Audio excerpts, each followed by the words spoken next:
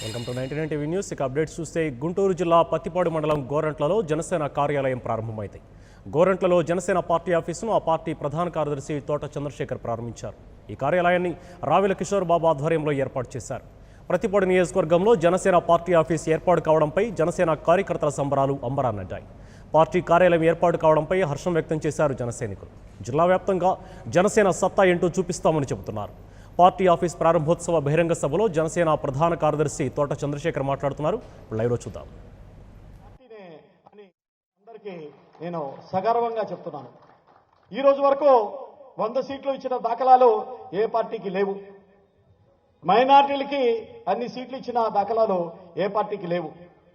ఈరోజు గుంటూరు జిల్లాలో 17 ఎమ్మెల్యే సీట్లు ఉన్నాయి, 3 ఎంపీ సీట్లు ఉన్నాయి. 20 సీట్లో ఒకే వర్గానికి చెందిన వాళ్ళు 50% మంది. మిగతా 10 సీట్లు అన్ని వర్గాలకు చెందిన వాళ్ళు.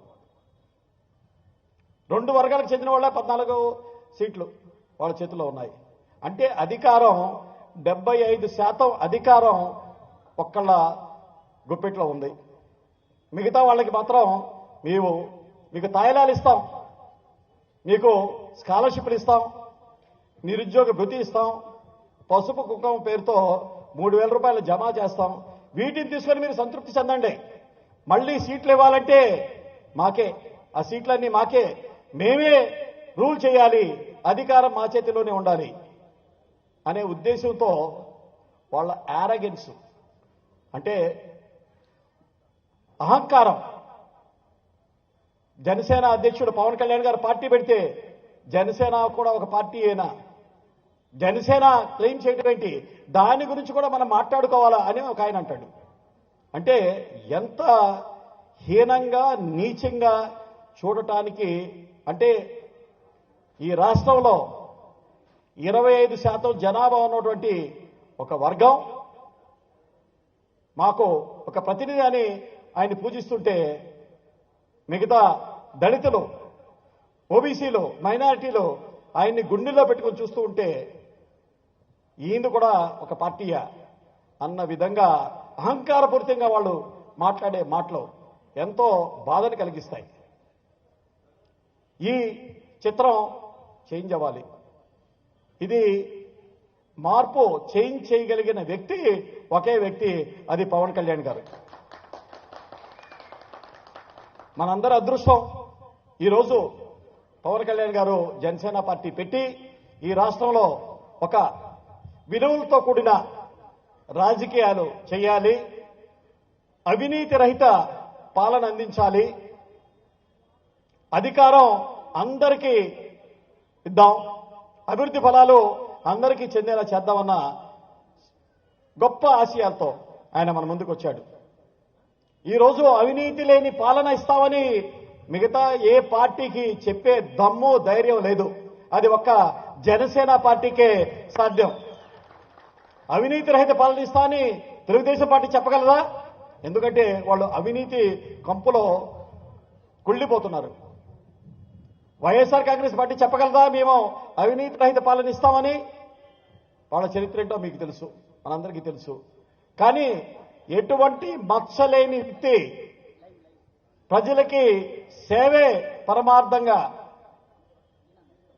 తన ఎంతో విలాసవంతమైన జీవితాన్ని వదులుకొని సంవత్సరానికి కనీసం 100 కోట్లు సంపాదించుకోగలిగిన శక్తి ఉండి అవన్నీ వదులుకొని ఈ ప్రజలకి సేవ చేద్దామని, ముఖ్యంగా అణగారిన వర్గాలకి సేవ చేద్దామని మన పవన్ కళ్యాణ్ గారు జనసేన పార్టీ పెట్టారు.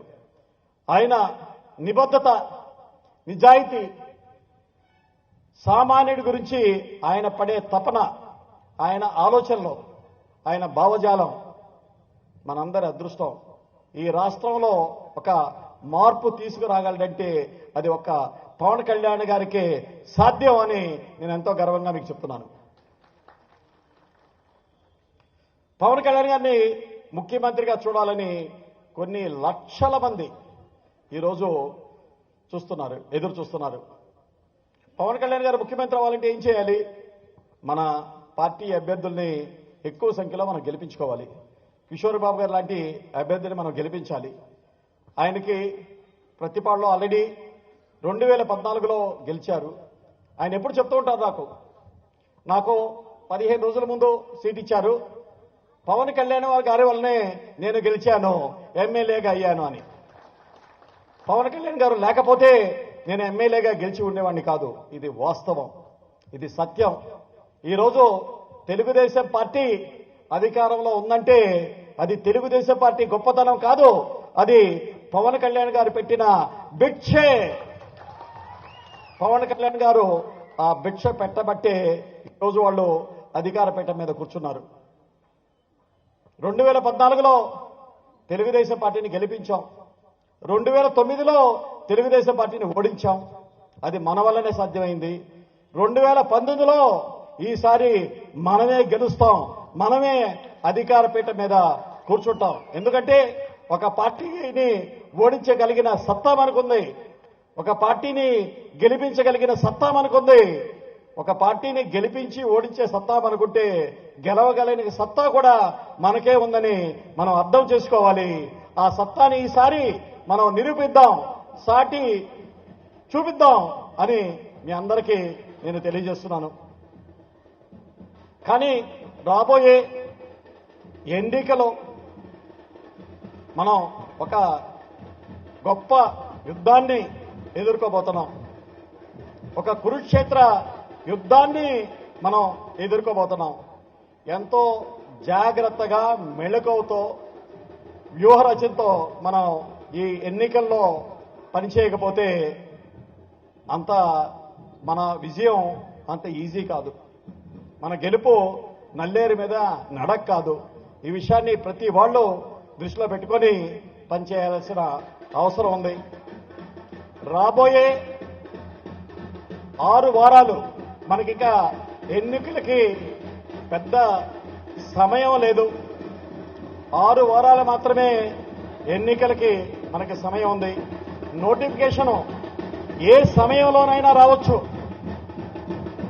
నోటిఫికేషన్ వచ్చిన తర్వాత 6 వారాల్లో మనకి ఎన్నికలు ఉండబోతున్నాయి. రాబోయే 6 వారాలు మనం ఇప్పటిదాకా కష్టపడింది ఒక ఎత్తు అయితే, రాబోయే 6 వారాలు మనం చేయాల్సింది ఇంకొక ఎత్తు.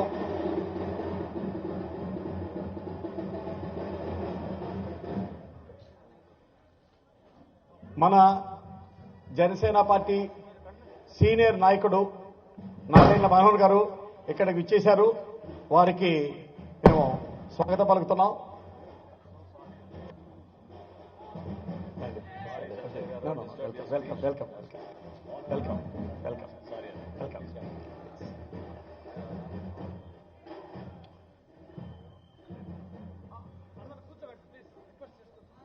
అందరు కూర్చోండమ్మా. మనకి రాబోయే కాలం ఒక అగ్ని పరీక్ష. ఎందుకంటే మనకి నోటిఫికేషన్, ఎలక్షన్ నోటిఫికేషన్ ఏ రోజైనా రావచ్చు రేపటి నుంచి. ఎలక్షన్ నోటిఫికేషన్ వచ్చిన తర్వాత మనకి 6 వారాల్లోనే మనకి ఎలక్షన్స్ ఉండొచ్చు. సో ఎన్నికల సమరానికి మనం సమాయత్తం అవ్వాలి. ఈ రాష్ట్రంలో 2 పార్టీలతో మనం తలపడాలి. ఆ 2 పార్టీలు బలంగా ఉన్నాయి. అటువంటి పార్టీలతో మనం యుద్ధం చేయాలంటే మనం ఎంత కృషి చేస్తే వాటితో తలపడగలమో మీ అందరికీ నేను చెప్పాల్సిన అవసరం లేదు. ప్రతి కార్యకర్త, ప్రతి నాయకుడు రాబోయే 6 వారాలు రాత్రి పగళ్ళు పనిచేయాల్సిన అవసరం ఉంది. ఒక్కొక్క కార్యకర్త, ఒక్కొక్క సైనికుడు 100 మందిని ప్రభావితం చేసి 100 మంది చేత ఓటేయించాలి. మన ఒక్కళ్ళ ఓటే కాదు, మన ఇంట్లో వాళ్ళ, మన కుటుంబ సభ్యుల ఓట్లే కాదు, మన బంధుమిత్రుల ఓట్లే కాదు, ఒక్కొక్కళ్ళు సైనికుల్లా పనిచేసి ఒక 100 మంది చేత ఇంటింటికి తిరిగి, ఊరూరా తిరిగి వాళ్ళందరూ ఓట్లు మనం ఎప్పుడైతే వేయించగలుగుతామో అప్పుడే మన అభ్యర్థులు అఖండ మెజార్టీతో గెలుస్తారు. మీరు బూత్ల్లో తిరుగుతూ బూత్ కమిటీలు వేసి మనకి పార్టీ నిర్మాణం లేదని చాలా మంది అంటూ ఉంటారు.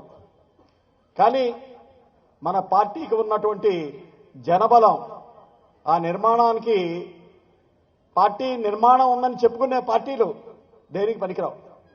ఈరోజు మీకు ఇందాక చెప్పాను, ఈరోజు మనకి లక్షలాది మంది కార్యకర్తలు మన పార్టీని అభిమానించే సైనికులు ఉన్నారు. వాళ్ళంతా సైనికుల్లో పనిచేస్తున్నారు. పార్టీ నిర్మాణం చేసుకోవడం పెద్ద కష్టమేం కాదు. తొందరగా మనం బూత్ కమిటీలు వేసేస్తున్నాం, వార్డు కమిటీలు వేస్తున్నాం, నియోజకవర్గ కమిటీలు కూడా వేస్తాం.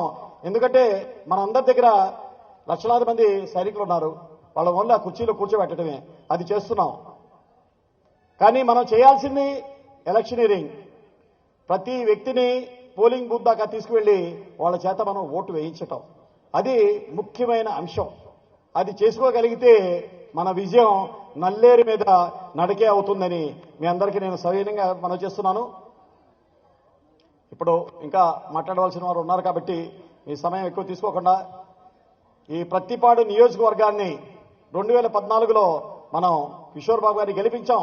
తెలుగుదేశం పార్టీ నుంచి ఆయన పోటీ చేసినప్పుడు మళ్లీ ఈ నియోజకవర్గం మీద ఈసారి జనసేన విజయకేతనం ఎగరవేస్తామని మీరందరూ కృషి చేస్తే తప్పకుండా అఖండమైన మెజార్టీతో మనం గెలుస్తాం అని ఆత్మవిశ్వాసం నాకుంది.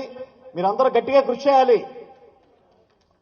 మనం ఏదో ఆటోమేటిక్గా గెలిచేస్తామనే అపోహలో మాత్రం మీరు ఉండొద్దు. బాగా పనిచేయాలి. ప్రతి సైనికుడు ప్రతిరోజు కొంత సమయం కేటాయించండి. 4 నుంచి 5 గంటలు కేటాయించి మన పార్టీని ఇంటింటికి తీసుకువెళ్ళండి. మిగతా ఓటర్లని ప్రభావితం చేయండి. వాళ్ళందరినీ మన ఓటర్లుగా కన్వర్ట్ చేయండి అని మీ అందరికీ రిక్వెస్ట్ చేస్తూ, జనసేన పార్టీకి మీరందరూ ఎంతో ఇప్పటిదాకా కష్టపడి పనిచేస్తున్నారు. దానికి మీ అందరికీ ధన్యవాదాలు తెలియజేస్తూ మీ దగ్గర నుంచి సెలవు తీసుకుంటున్నాను. ఒక్కసారి జనసేన పార్టీ నినాదంతో ముందుకు వెళ్దాం. జై జనసేన, జై పవన్ కళ్యాణ్.